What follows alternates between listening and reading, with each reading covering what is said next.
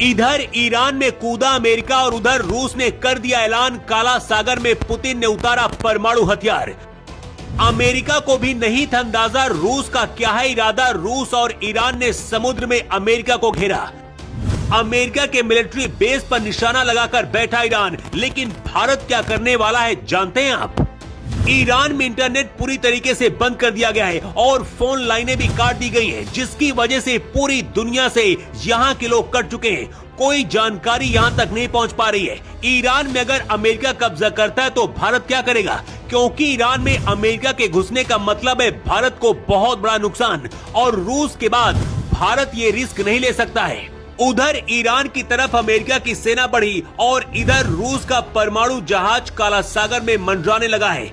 Iran ने ऐलान किया है कि अमेरिका की एक गलती भी उसे भारी पड़ सकती है, क्योंकि ईरान के निशाने पर सीधा अमेरिका का सैन्य ठिकाना है और एक बटन दबते सब कुछ खत्म हो जाएगा। हालात विश्व युद्ध की तरफ बढ़ रहे हैं और अगले 24 घंटे पूरी दुनिया के लिए भारी हैं। अमेरिका को लगा था कि ईरान में अगर वो घुसेगा तो रूस शांत रहेगा, और ट्रंप ने यही गलती कर दी। पुतिन और उत्तर कोरिया का सनकी तानाशाह भी खुलकर ईरान के समर्थन में खड़े हो गए। ये तस्वीर ईरान की है, जहां सुप्रीम लीडर खामेनेई के पोस्टर जलाए जा रहे हैं और तख्ता पलट के लिए सड़कों पर जनता उतरी है।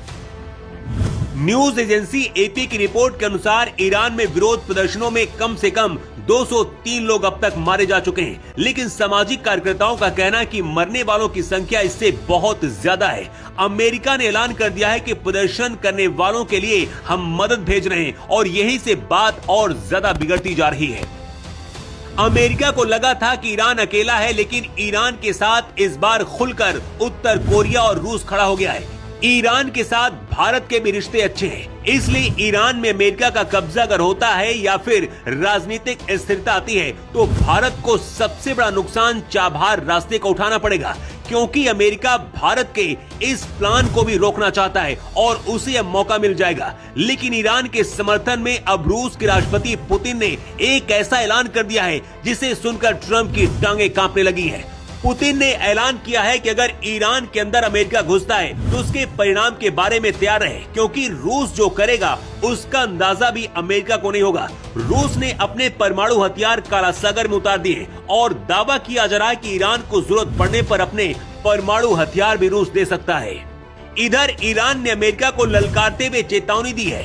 ईरान के स्पीकर मोहम्मद बाकिर कालिफाक ने कहा है कि गलती से भी अमेरिका ईरान में घुसा तो अमेरिकी सैन्य अड्डे और युद्धपोत हमारे निशाने पर हैं और हम उसे बर्बाद कर देंगे। इसके साथ ही ईरान की संसद में सांसदों ने मन से अमेरिका की मौत के नारे लगाए। वैसे तो ईरान में कट्टर इस्लामिक शासन है और इसकी वजह से ही ऐसे हालात बने हैं। ईरान में इस्लामिक कानून को हटाने और सरकार बदलने की मांग हो रही है। खामेनेई के खिलाफ प्रदर्शन है, लेकिन किसी देश के आंतरिक मामले में क्या अमेरिका को इस तरीके से घुसना चाहिए?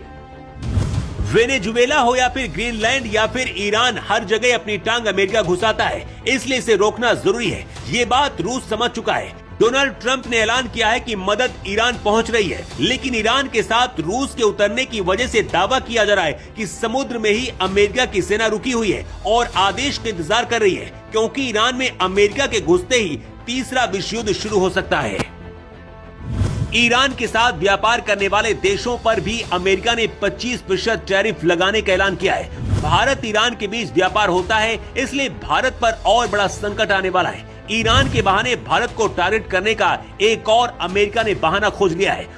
भारत दुनिया की चौथी सबसे बड़ी अर्थव्यवस्था बन चुका है और बहुत जल्द तीसरे नंबर पर आने वाला है। इसके बाद सीधे चीन और अमेरिका से मुकाबला होगा, इसलिए अमेरिका की कोशिश भारत को किसी तरह से नीचे रखना है। अमेरिका की इस हरकत की वजह से अब भारत में भी मांग उठ रही है कि भारत को अब खुलकर ईरान का समर्थन कर देना चाहिए, क्योंकि मुस्लिम देश होने के बाद भी कई बार भारत का समर्थन ईरान करता रहा है। यहाँ तक कि ईरान ने 1994 में संयुक्त राष्ट्र मानवाधिकार आयोग में कश्मीर मुद्दे पर पाकिस्तान समर्थित प्रस्ताव का विरोध करके भारत का खुला समर्थन कर दिया था। अमेरिका की एक गलती ईरान में युद्ध और पूरी दुनिया को तीसरे विश्व युद्ध में डाल सकती है, लेकिन भारत को क्या ईरान का समर्थन करना चाहिए?